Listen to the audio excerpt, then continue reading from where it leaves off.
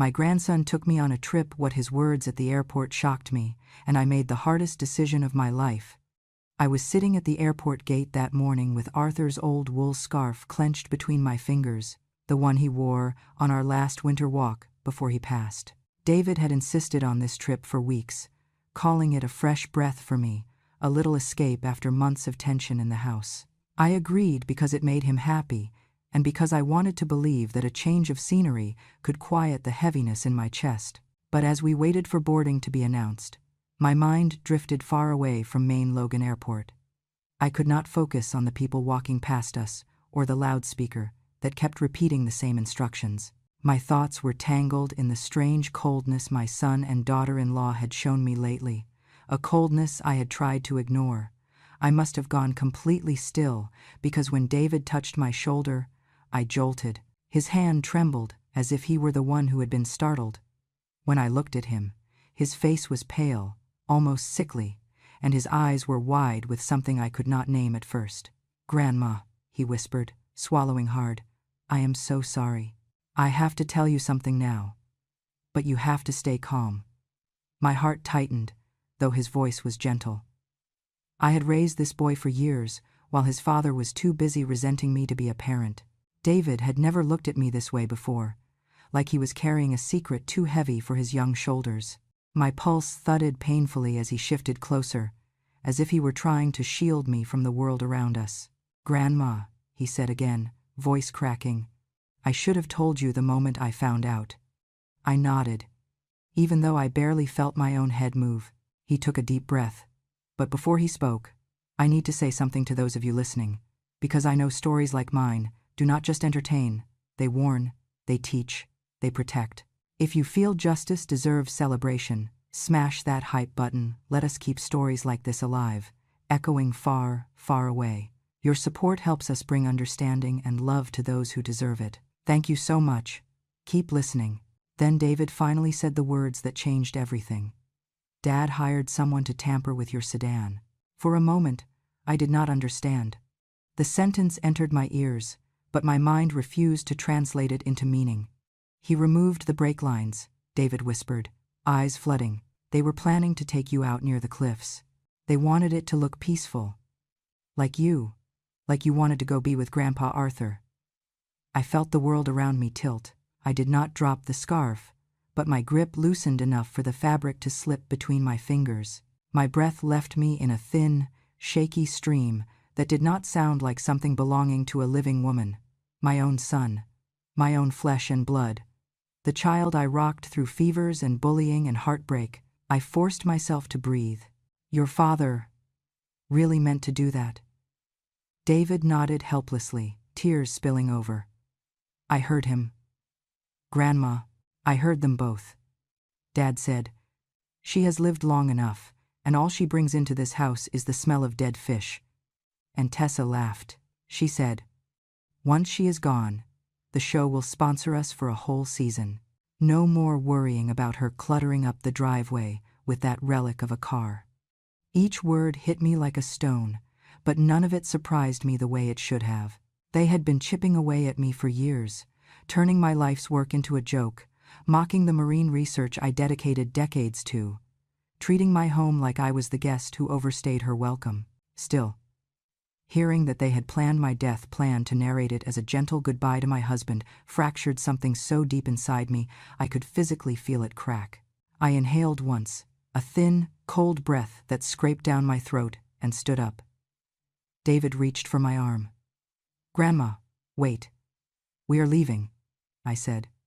My voice did not sound like mine. It was steadier, lower, cold enough to hurt.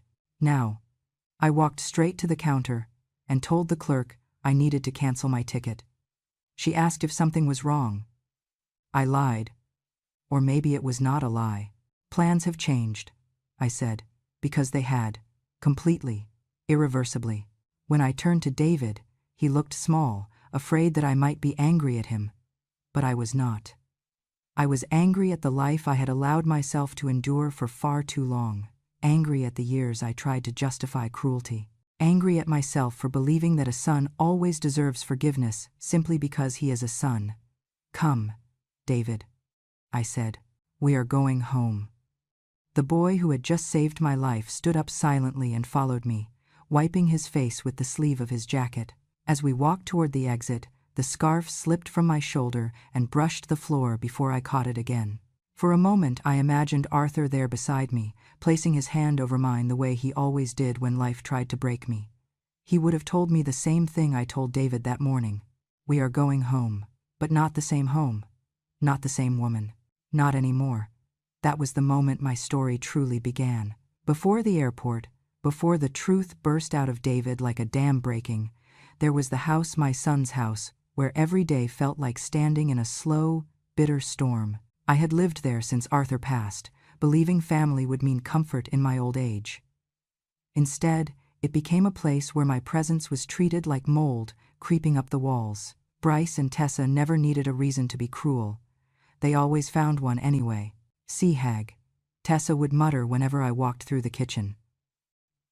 Bryce would smirk as he passed by me, adding, walking fish bucket, as though it were the most natural nickname in the world, and whenever they were in a particularly foul mood, they spat the one that hurt more for its creativity than its volume.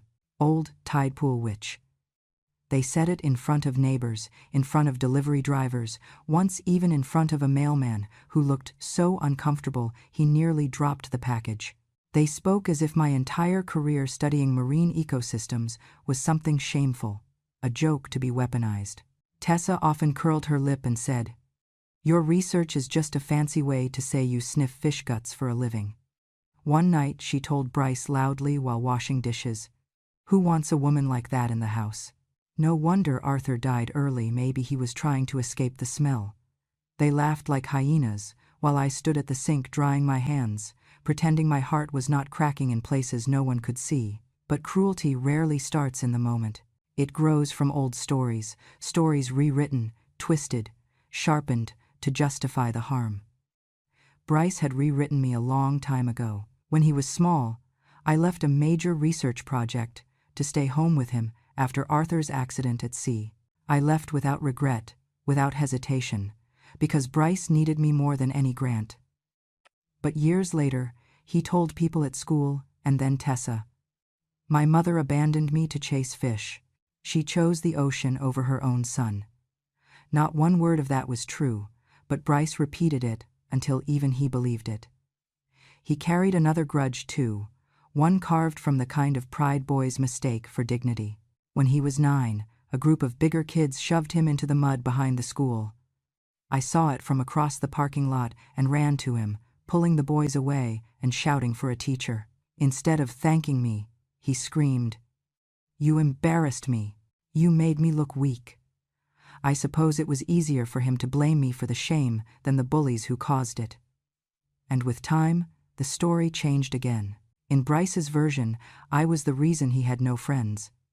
Then came the third wound he carried and never allowed to heal. During his early teen years, I had to travel several times to secure funding for a conservation project. We desperately needed that money to stay afloat, but Bryce saw only my absence. He told Tessa I cared more about labs and specimens than family dinners, that I put sea creatures above human beings. That became his favorite line whenever he wanted sympathy. None of those things were true, but he repeated them enough that Tessa absorbed them like gospel, and soon she had her own list of reasons to despise me. To her, I was clutter. I was noise. I was inconvenience wrapped in wrinkles and memories she had no interest in preserving. But nothing infuriated her more than Arthur's sedan. It was an old, sea-blue car with a faint scent of cedar and mint from the sachet he hung on the rear-view mirror. He gave it to me the year before he died. To me, it was a last gift. A piece of him that still moved through the world. To Tessa, it was an obstruction. "This junkyard bucket is blocking my driveway again," she snapped one morning as she marched into the living room. "What kind of grown woman clings to a relic like that?" Bryce chimed in from the couch. "Dad should have sold it years ago. She treats it like it's some sacred shrine." I did not argue. I just held the keys a little tighter. I noticed small things after that moments that should have warned me, but that I brushed away because no mother wants to believe her child is capable of malice. Bryce began asking strange questions about the car's insurance. Tessa complained loudly about the cost of keeping it registered. They spoke in the kitchen with lowered voices whenever I walked past. David was the only one who seemed to see me. Even then, he was caught between loyalty and fear. He tried to shield me from their words by walking me to the mailbox, by sharing breakfast at the small table in my room, by sitting beside me whenever I looked especially tired. But the day he overheard them planning what they planned, that day broke him. And that is how we ended up at the airport, with his hands shaking and guilt clinging to his voice like salt water. Everything he confessed started in that house, the house where they told me, again and again, without needing to say it outright, "This home never wanted you." I remember the night everything changed for David, because it was the first time he looked at me with fear instead of worry. Not fear of me, but fear for me. I had gone to bed early that evening, exhausted from listening to Bryce and Tessa argue upstairs about bills, sponsors, and the dead weight they claimed I brought into the house. I was used to their voices by then. Cruelty has its rhythms, and after years of living with it, you start predicting the next note before they even speak. David had gone out to return a borrowed microphone to his friend. Or at least, that was what he told them. I did not know then that he overheard everything on his way out the door. Later, he told me he was halfway down the hallway when he heard Bryce say, "It is time for the old woman to follow Arthur. She is taking up space and taking up breath. It will be cleaner without her."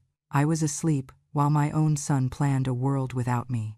David stopped walking when he heard that, frozen in the shadows, listening to the two people who raised him map out a version of the future where I did not exist. Tessa's voice cut through the room like a slit in the dark. "A simple accident by the ocean," she said. "People will cry for us. Sponsors will line up. The story writes itself. Grieving son loses mother who never moved on from her husband's passing. We will get the cameras, the money, the followers. It is perfect." I did not know she saw me as a piece of content. To her, I was a commodity with an expiration date attached. David told me he pressed his hand to the wall to keep himself upright. He wanted to run, but he also wanted to hear it all so there would be no doubt left. And that was when Bryce shouted, "And you, David, need to stay out of it. Do not try to play the hero for that woman. She should have been gone years ago. She smells like fish, she drags that stupid career around like a corpse, and she is dragging us down with her. If you take her anywhere, make sure it is away from here, forever." David told me his throat tightened so hard he could not speak. He tried anyway. "She is my grandmother. She is family." Bryce laughed at him. "Family? She chose sea creatures over me my entire childhood. You owe her nothing." Hearing that twisted my stomach when David repeated it to me later. I spent years working 2 jobs to keep Bryce fed while studying marine life at night because it was the only thing that made me feel alive after Arthur died. That love was twisted into an accusation. David stood his ground. "I am taking her on that trip. She deserves a break. She deserves to breathe." Bryce slammed a hand on the table. "You will do as you are told. She dies. We live better. That is the truth." And then Tessa added the cruelty that made David shake. "When she is gone, we will finally be a real family. No more fish witch, no more sea hag, no more tide pool ghost wandering the kitchen." David left the house trembling. He told me he drove without thinking until he reached the only person he trusted with the truth, Jake Hollister, the mechanic who had known him since he was 11. David walked into the garage with my keys in his hand and said, "Jake, please check her car. Check everything. I need to know if I am crazy." Jake inspected the sedan, with the same focus a surgeon gives a patient. After a few minutes under the chassis, he slid out with his jaw clenched so tightly David thought his teeth might break. "The brake bolts have been loosened intentionally," Jake said. "Not a little. A lot. This was meant to fail." David felt the world spin. Jake wiped grease off his hands and looked at David with a kind of fury that only comes from betrayal. "I checked the garage cameras too. I keep all recordings backed up for months because of constant break-ins in this area. Someone was here at 2 in the morning. I saw him. Your father. He was under this car for a long time. David told me that when he heard that, he felt something inside him break, like the last thread holding him together had snapped. Jake showed him the footage. There was Bryce, hunched over the car, glancing around, like a man checking for witnesses. There was the wrench. There were his bare fingerprints on the metal. There was the proof that the whispers in the house were not just hateful words, they were a blueprint for murder. David sat on the concrete floor of the garage. Jake crouched beside him. They were going to let her drive this, Jake said quietly. They were going to tell everyone she just drifted away, like she wanted to go be with her husband again. David said he could not breathe after hearing that. The idea that they would twist my grief into a story to cover their intentions made him sick. Jake grabbed his shoulder. You need to tell her. She needs to know. But David shook his head. She will die of heartbreak before the plan even begins, if I tell her now. He waited. He held the truth inside him like a burning coal. But at the airport, when he saw me smiling weakly with Arthur's scarf in my hands, he could not carry it anymore. He told me everything because he could not let me walk into a future built on hidden danger. And that was the night I stopped being asleep to the reality of my own family. That was the night I knew the truth could kill me if I did nothing, or save me if I was finally brave enough to face it. When we left the airport, the wind in Maine felt sharper than usual, like it knew the truth before I was ready to speak it aloud. David drove us straight to Jake's garage, his hands trembling on the wheel the entire time. I kept my eyes on the road ahead, not because I wanted to, but because if I looked at David, I feared the dam inside me would break. I was not ready to cry, not over them, not yet. Jake was waiting for us, with the kind of expression men wear when they wish they could punch someone but know the legal system has to come first. He nodded at David, then looked at me, quietly respectful. Mom, he said softly. I am sorry you are learning it this way. I did not answer. I simply followed him to the workbench, where he had set the evidence out with the precision of a crime investigator rather than a mechanic. Photos, printouts, screenshots from the garage camera, the brake bolts in a plastic bag, gloves with no fingerprints, a wrench with fingerprints, my son's fingerprints. Jake clicked the footage. There was Bryce, at 2 in the morning, crouched beside my sedan, the same sedan Arthur had saved for years to buy me. The same car I kept polished every month because it was the last big gift my husband ever gave me. Watching Bryce work under it with the cold calculation of someone tightening a jar lid made my stomach twist. David swallowed hard. Bah. This is everything. I watched the video. Then I watched it again. Then I looked at the photo of the bolts. My fingers traced their edges through the plastic bag as if touching them could somehow explain why the child I raised would think I was disposable. But nothing explained it. I did not cry. My voice came out steadier than I expected. They wanted to erase me like a piece of clutter. Just sweep me out of their way. David's breath hitched. Jake looked down. Inside me, something very old and very tired hardened into steel. David suddenly dropped to his knees in front of me. The sound startled even Jake. My grandson's voice cracked open like a shell. I am sorry. I am so sorry. I should have told you earlier. I should have protected you better. I should have. I put my hands on both sides of his face before he collapsed completely. David, I said, you saved me. You saved my life. Arthur would be proud of you. I am proud of you. He looked up at me with tears he tried and failed to blink away. The guilt in his eyes was a weight I wished I could lift with my hands. But guilt is like the tide, it goes out only when time allows it. I helped him stand. We are not going to handle this like victims, I told him. We handle it like witnesses. Jake let out a breath of relief. Mom, I can testify. And that footage, it is ironclad. For the first time since leaving the airport, I felt my spine straighten. I picked up the printouts, one by one, and placed them into a folder Jake had set aside. Then I took my phone from my purse. My fingers did not shake when I dialed. My heart did not race. When betrayal is this deep, clarity comes like a blade, clean, sharp, cold. Elder Abuse Reporting and Protection Unit. a woman answered. I spoke calmly.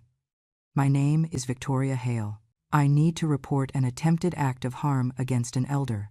The evidence is overwhelming, and I want to file immediately. David watched me with astonishment, as if the grandmother he knew had suddenly grown armor. But I had always possessed that strength. I had needed it raising Bryce alone, working through storms on fishing boats, battling for research grants, against men who did not want women in their labs. I simply had not used that strength against my own family before. The woman on the phone asked me to explain in detail. I did. Every word came out like I was reading a prepared statement, though the truth was still fresh and bleeding inside me. When I finished, she said, "Mrs. Hale, I am so sorry. We are opening an emergency case. Someone will contact you within the hour." I thanked her, ended the call, and set the phone down. David whispered, "What now?" I answered without hesitation. "Now," I said, "their version of the story ends." I looked at the screen, showing Bryce's shadow moving under my car. And mine begins again. This was not the trip David first planned, it was the second attempt, the one he arranged only after the truth came out and after I stood firm enough to survive it. I never thought I would step into an airport again so soon after the day my heart nearly stopped on its polished floors. Yet there I was, walking beside David, through the sliding doors, as if we were rewriting the memory together. The last time we came here, he had confessed the truth that almost shattered me. Today, his steps were lighter, steadier, filled with purpose rather than dread. "Grandma, are you tired?" he asked as we approached the security line. "No," I said, though my voice betrayed just a hint of uncertainty. "Just wondering why we are here again." He smiled a gentle, secretive smile that made him look years younger. "You will see." I studied his face. The guilt he once carried like a weight on his shoulders had softened into a determined glow. Still, something inside me feared surprises now. Too many of them had come with pain. After we cleared security, he led me to our gate. The same seats, the same stark lights, but a different truth hanging between us. "David," I finally said, "tell me where we are going, please." He looked down at his hands, turning something between his fingers. Then, he handed it to me, an envelope with my name written on it in his slanted handwriting. "Open it," he said softly. Inside was a printed photo of a small cabin wood-paneled, with a porch facing the sea. The ocean behind it stretched out like a promise, fierce and open. My heart stilled. "This is Point Harridan." He nodded. "Yes." I blinked. "Hard. But that is where Arthur and I, where we used to go during our field studies, where we found the first patch of glowing algae, where we—" "I know," David whispered. "You always told me those were your happiest days." My fingers tightened around the photograph. "What is this place? Why are you showing me this?" He took a breath, the kind that gathers courage from somewhere deep. "Because it is yours, Grandma. I bought it for you." The world tilted not with fear, but with something raw and overwhelming. "You bought it?" I stammered. "David, how? This must have cost." "A lot," he admitted, "but I worked 2 jobs, saved everything. I have been planning this since last year." I closed my eyes, fighting the sting behind them. "All this, for me?" "For you," he said firmly. "After everything you have survived, you deserve a place that is yours, a place they can never take." The bitterness of Bryce and Tessa's betrayal flashed through me, sharp as a blade. They had wanted me erased, buried, replaced. And yet here was David kneeling beside the shards of my life, piecing them back with hands that trembled from love, not malice. "I do not know what to say," I whispered. "You do not have to say anything. Just come with me." The boarding call echoed overhead, but we stayed still for a moment, wrapped in the quiet understanding that something in our lives had changed permanently. When we finally boarded and took our seats, I pressed the photograph against my chest like a shield. The engines roared to life, vibrating through my bones. David leaned toward me. "Grandma, are you scared?" "No," I murmured. "I am hopeful." That is new for me. He smiled gently. Good. Because I want you to have more than survival. I want you to have a future. I turned toward the window as the plane lifted into the sky. Maine fell away beneath us, the coastline shrinking into thin lines of gray and white. I felt something uncoil inside me, something that had been clenched tight for months, years even. David, I said quietly. Why did you choose a place by the sea? He chuckled. Because every time you talk about the ocean, your face changes. You come alive, and I want you to feel alive again. I touched the glass. Your grandfather believed the sea healed everything. Then maybe it will heal you too. The sun streamed through the window, catching the edges of the photograph still resting in my lap. The cabin looked simple, humble, but to me, it glowed. A home. A real one.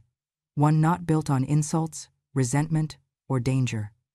After a long silence, I asked, "And what about you? Will you stay in Maine? Will you visit?" He smiled. I already arranged a flexible schedule at work. I will be staying in a small rental, not far from your cabin.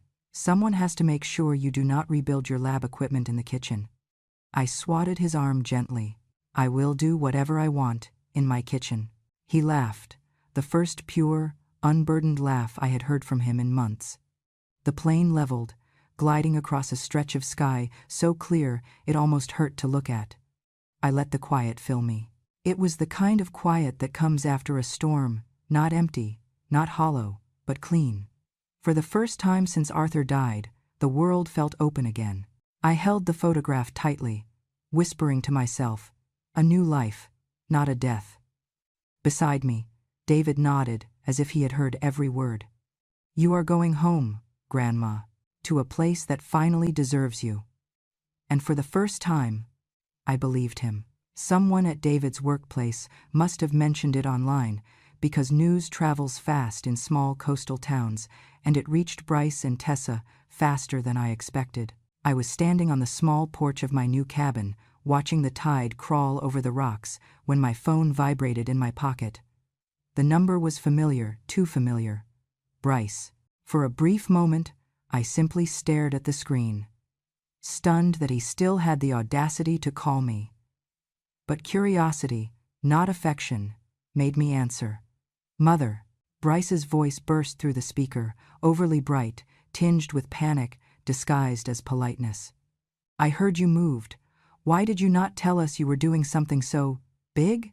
Before I could respond, I heard Tessa's sugar-coated venom sliding into the call, as if she had been waiting beside him.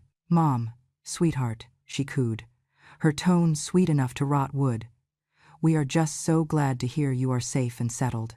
We have been talking, and we think, maybe this is our chance to start fresh as a family. Family. The word sounded deformed coming from her mouth.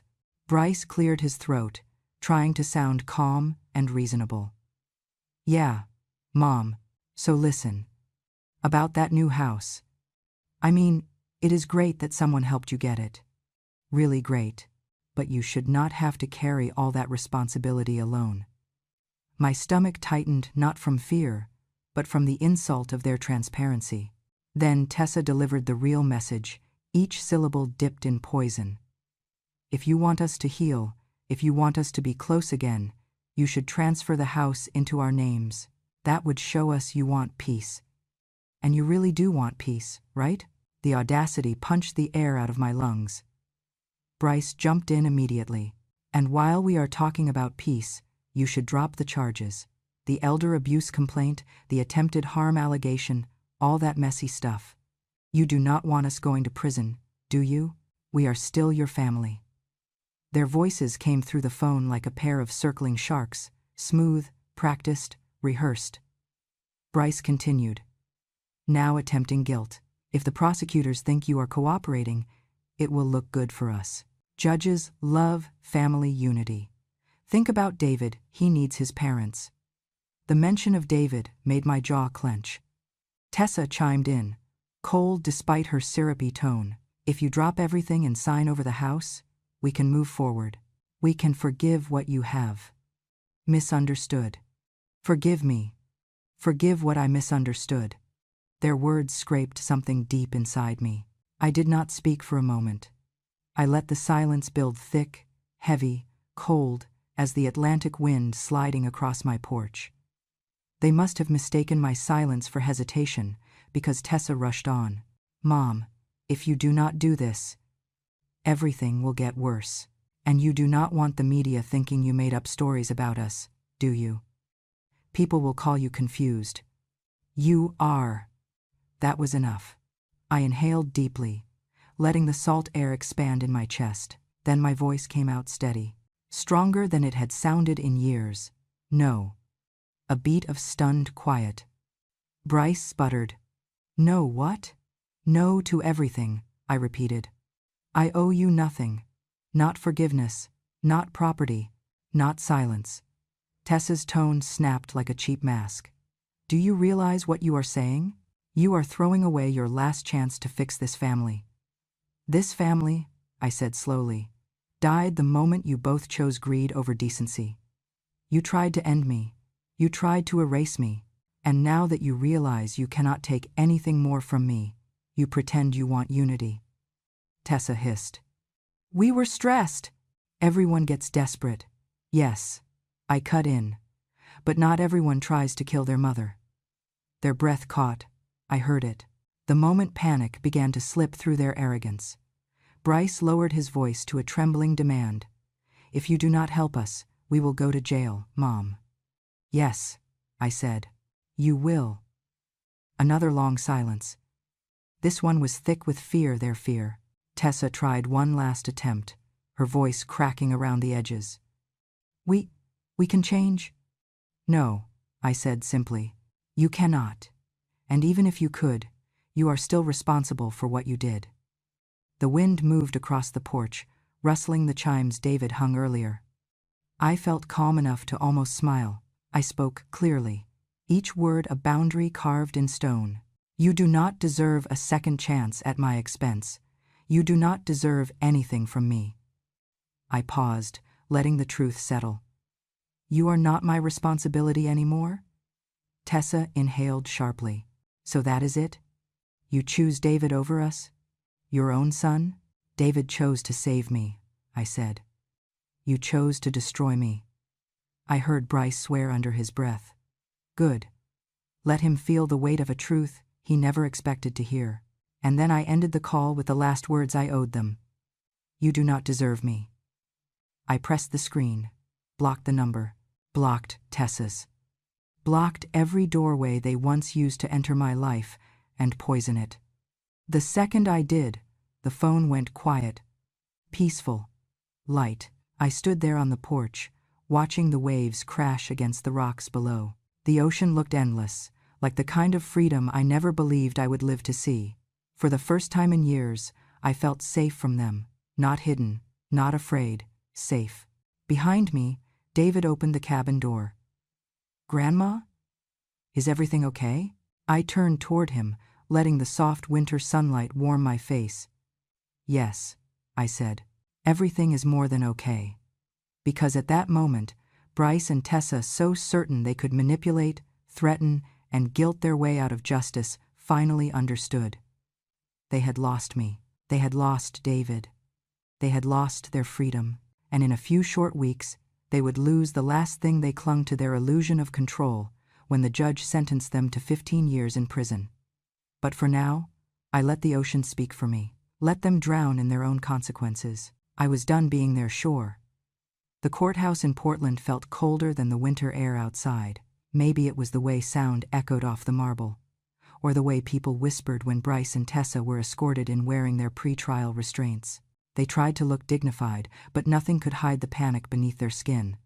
I sat in the front row beside David and Jake Hollister. My hands were steady, my breathing even. I was not here for revenge, I was here for truth.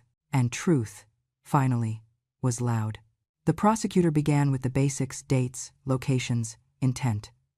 Then the evidence rolled in like waves hitting the shore, each one stronger than the last. Jake was the first to testify. He stood tall, voice unwavering. "I found the brake bolts intentionally loosened," he said. "Fingerprints on the wrench belonged to Bryce Caro, and my garage camera shows him entering at 2:14 in the morning. Bryce slammed both palms on the defense table. You're lying. She put you up to this. My mother is making everything up because she... Mr. Caro, the judge warned sharply, sit down or be held in contempt. Bryce dropped back into his chair, chest heaving, face blotched red. Then came the forensic tech, then the insurance representative, then the investigator from the elder abuse unit, one after another, each delivering another stone to the mountain of evidence. But nothing prepared the courtroom for David's testimony. He walked up with a steadiness that made me want to cry, not from sadness, but pride. He spoke clearly. I heard my father say it myself. It is time for the old woman to go be with Arthur. My stepmother agreed. They planned it. They talked about sponsorships, sympathy, money, like my grandmother was an obstacle instead of a person. His voice cracked, but he kept going. I took the car to Mr. Hollister because something felt wrong. If I had not, my grandmother might not be here today. The courtroom went silent. David later told me this was not the first time my son tried to crush him into silence. He said Bryce had spent years tightening his control, shouting him down, grabbing his arm too hard when he dared to disagree, reminding him that in this house, fear was the only language that ever worked. Maybe that was why, when he stood up to his father this time, he did it shaking, but he still did it. Because he knew the next person Bryce meant to silence forever was me. Bryce shot up again, screaming, "You ungrateful brat! You ruined everything! You!" The judge slammed the gavel so hard the sound echoed off the ceiling. Mr. Caro. Enough. Tessa's turn arrived next, but not by choice. The prosecutor projected a series of emails on the courtroom screen. Her emails, the digital forensics report, verified the sender, the timestamps, and the IP address. It was undeniably hers. Sent to a television producer. One line made the entire room shift uncomfortably. If the old woman dies, our home life episode will get higher ratings, sympathy sells. A tragedy will boost our numbers.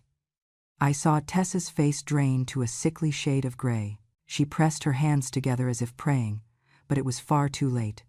The prosecutor spoke flatly. Ladies and gentlemen, this is not desperation, this is calculation. Her lawyer tried feebly to argue stress, misunderstanding, emotional exhaustion, but the evidence was stacked too high for any excuses to survive.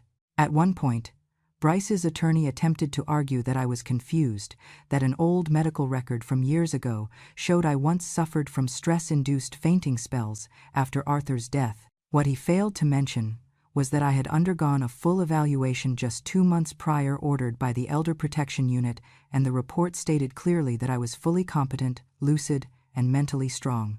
The courtroom went silent when the prosecutor held up the document.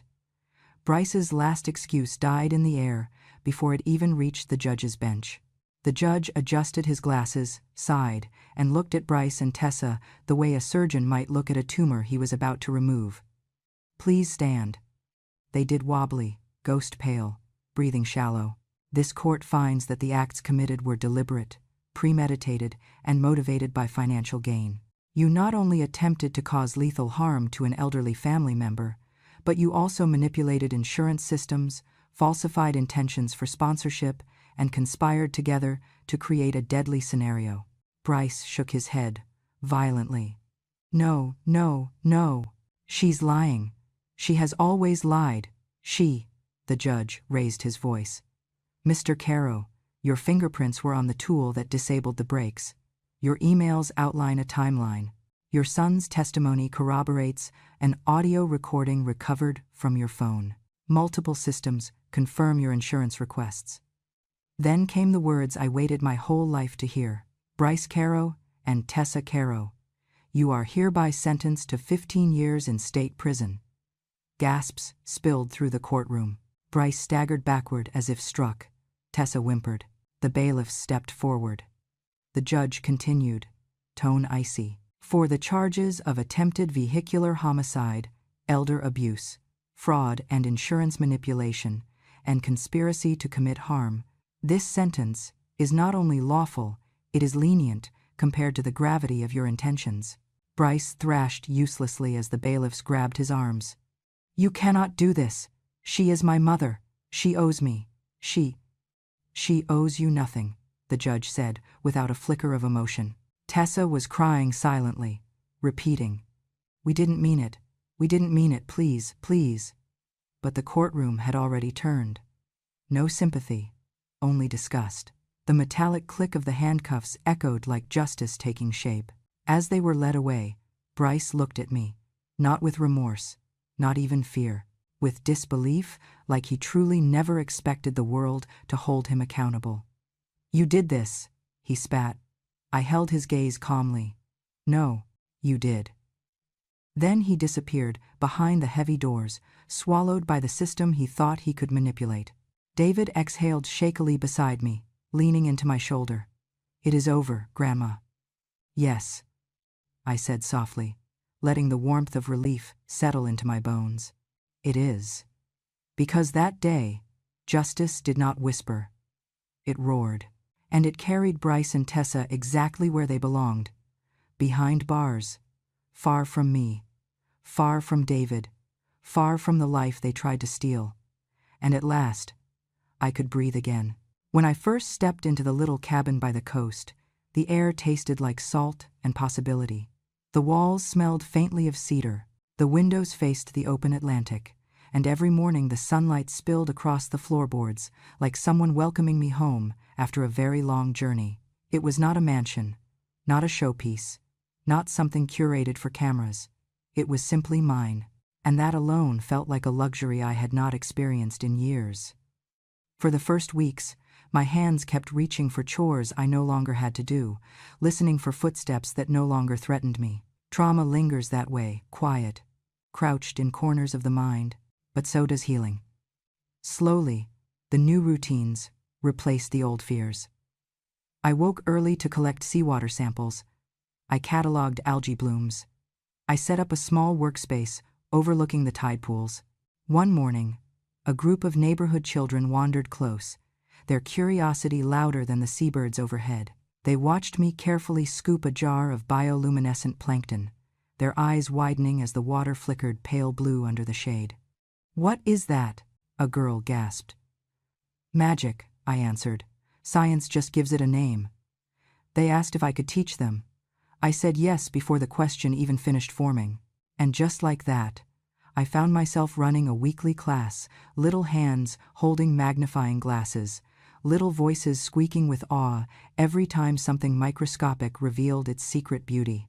Those children gave me something I had not felt in decades: purpose without pain, affection without expectation, a place in the world that was not conditional. And then came David. He moved to a small rental, 2 houses down, insisting it was temporary. But I could see the truth in his eyes. He wanted to stay close, not out of obligation, but love. The first night he slept there, I watched him through my kitchen window as he tried to figure out the old wood stove. After several failed attempts, he finally came knocking.